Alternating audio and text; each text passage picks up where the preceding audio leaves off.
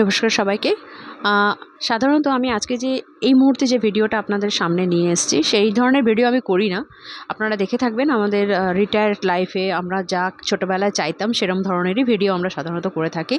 এই কবিতা বলা, গান করা, তারপরে নাটক করা, এই ধরনের, বা কোথাও ঘুরতে গেলে সেগুলো শেয়ার করা, রান্নাবান্না শেয়ার করা, নিজেদের মতো করে যেভাবে লাইফ লিড করছি সেইটুকু শেয়ার করি আমি। তো আজকে যে ঘটনাটা দিয়ে বলবো, কিন্তু খুব বলতে ইচ্ছে করছে, কি করব বলুন, আমার খুব খুব খারাপ লেগেছে, দেখতেও খুব খারাপ লাগছে, তাই বলছি।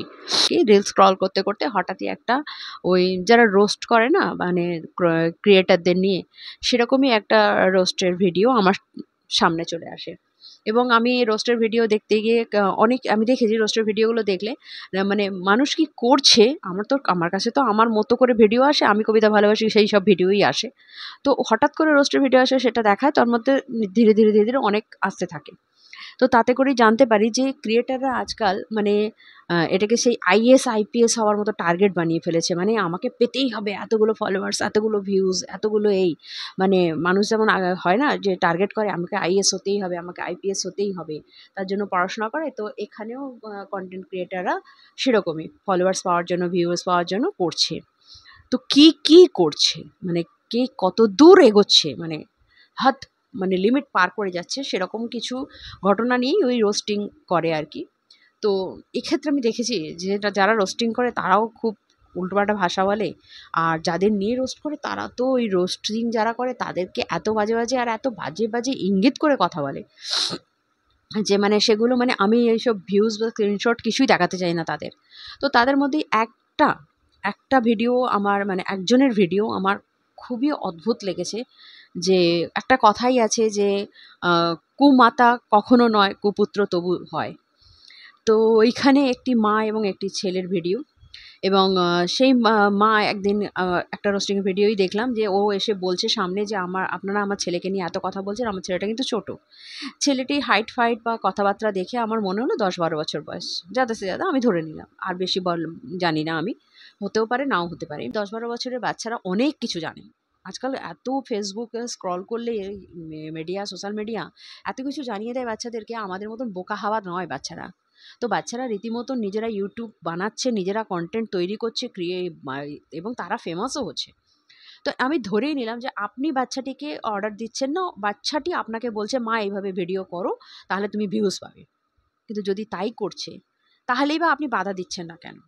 আমরা তো বাচ্চাদের বলি না, আমরা মা, আমরা বাচ্চাদের তো ভালোটা শেখাবো, যে কোনটা ভালো কোনটা খারাপ। সে সারাদিন যদি গেম নিয়ে বসে থাকে, সে সারাদিন যদি মোবাইল নিয়ে বসে থাকে, স্ক্রল করতে থাকে, তাহলে তাকেও যেমন বারণ করবো, বলবো একটু পড়াশোনার দিকে মন দে। সেরকম সে যদি আপনাকে কোনো গলত জিনিসটা করতে বলে, সেটা যে গলত না সহি সেটা বোঝার সময় তো আপনার নিশ্চয়ই এসে গেছে, কারণ আপনি মা।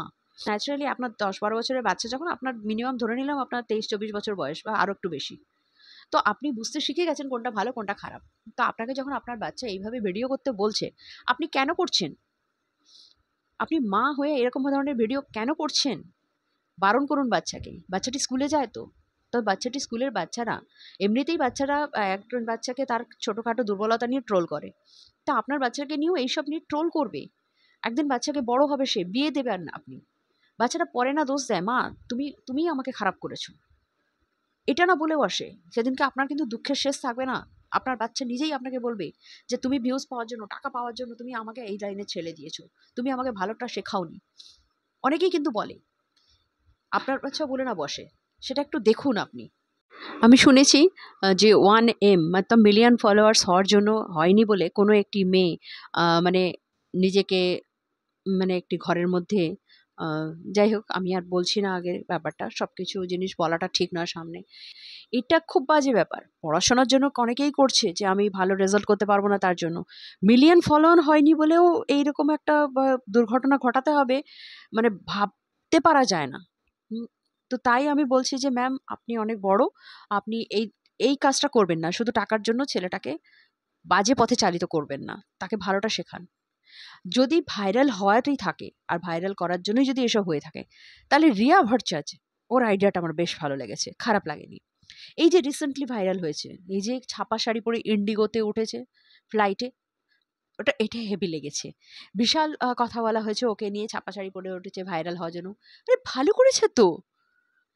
ছাপা শাড়িটা তো আমাদের বাঙালি ট্র্যাডিশন, তো ছাপা শাড়ি পরে তো থাকেন আমাদের মায়েরা ঘরে। আমাদের মায়েরা ঘরে কোন শাড়ি পরেন? ছাপা শাড়ি পরেন তো। আর ও একদম ঘরের মতো করে শাড়িটা পরেছে, হাতে ওই বাঙালির একটা থলি নিয়েছে, নিয়ে আবার ফ্লাইটে গিয়েই হচ্ছে মেকআপ করছিল। এবং পাশের জন দেখছে বলে সেখানেও আপনারা বলেছেন যে, "এরকমভাবে মেকআপ করে কেউ? পাশের জনের অসুবিধা হচ্ছে।" কি অসুবিধা হচ্ছে তার? সে তো খাচ্ছে, খাচ্ছে আর দেখছে, ওকে দেখলাম আমি। তো কি অসুবিধা করেছে ওকে? আপনি ফ্লাইটে বসে যদি খানও, আপনি নিজেও, ওরা তো কি কুকিজ ঝালমুড়ি-টালমুড়ি ইয়ে মানে নামকিন-ফামকিন কিছু খাচ্ছিল। আপনি যদি ওখানে বসে মুড়ি খান না, তাহলেও আপনাকে বলবে, "এহ! কাইয়া, দেখো মুড়ি খাচ্ছে বসে, বসে।" সেটা তো ওদের অস্বস্তি হবে। ফ্লাইটে সাধারণত লোকে কি করে, একদম হাত কাটা হট প্যান্ট বা ভালো শাড়ি, ভালো জামা, মানে সবথেকে ক্লাস, যেটা সবথেকে ভালো সেরকম কিছু পরে যাওয়ার চেষ্টা করে। আর ও হচ্ছে সবথেকে সিম্পল সেজে গেছে। গিয়ে ছাপা শাড়ির মধ্যে মেকআপ করেছে। বহুত ডেয়ারিং দেখিয়েছে। ভীষণ ডেয়ার দেখিয়েছে। এই ধরনের আইডিয়া চিন্তা করুন। কিন্তু আমি ওর ভিডিওতে গেছিলাম। ওর পুরো এটাতে প্রোফাইলটাতে গিয়ে আমি পুরো পেজটা ভালো করে মোটামুটি একটু, একটু ভিডিও দেখেছি। ভাইরাল হয়েছে ভাই। তো আমার আমার নজরেও এসেছে। আমিও একটু দেখেছি। তো আমি দেখার পর দেখলাম খুব একটা অসভ্যতামি ও খুব একটা করেনি। তো এবং আমি শুনলাম এবং কমেন্ট পড়ে জানতে পারলাম যে ওর হাসব্যান্ড বিটেক। তো ভালো। বিটেক করে টেকনিক্যাল দিকটা বোধহয় ঠিকঠাক করেছেন, যার জন্য এই চ্যানেলটা এতদূর এগিয়ে গেছে। খুব ভালো করেছে। আমি তার ফটো দিতে পারি। কারণ সে কিন্তু ভালো কাজ করেছে। ইন্ডিগো কিন্তু তাকে নামাতে পারেনি। মানে ইন্ডিগো রুলস এ নেই যে ওর মধ্যে গিয়ে মেকআপ করতে পারবেন না। আর আপনি এই ছাপা শাড়ি পরে উঠতে পারবেন না। এরকম কোনো রুলস ইন্ডিগো ফ্লাইট এর নেই। তার মানে বুঝতে পারলেন তো? ভাইরাল হওয়ার জন্য এরকম আইডিয়া করুন। অসভ্যতামি করে নয়। যাতে আপনাকে নিয়ে ট্রোল করতে পারে। হ্যাঁ, ট্রোল তো ওকে নিয়েও করছে, রিয়াকে নিয়েও করছে। কিন্তু ওকে কেউ কিছু খারাপ বলতে পারবে না কিন্তু। ও কিন্তু বেশ ভালো লেগেছে আমার ব্যাপারটা। ওর হাসব্যান্ডই যদি আইডিয়াটা দিয়ে থাকে তাহলে আমি বলব Bravo! Keep it up. Just এগিয়ে যাও, এগিয়ে যাও। এরকম আইডিয়া নিয়ে এগিয়ে যাও। তো আর আমি এই ধরনের যারা করেন অসভ্যতামিক ভিডিও, নাচ করছেন নাচ করুন। ডান্স একটা আর্ট। অবশ্যই নাচ করুন। আমি ডান্স খুব পছন্দ করি, পার্সোনালি পারি না ডান্স করতে। কিন্তু খুব ইচ্ছা আমার ডান্স করার। কিন্তু রবীন্দ্র নৃত্য করার আমার খুব ইচ্ছা, যে আমি বয়স হয়ে গেছে তো কি হয়েছে? সবাই তো পারে একটু আধটু হাত নাড়তে।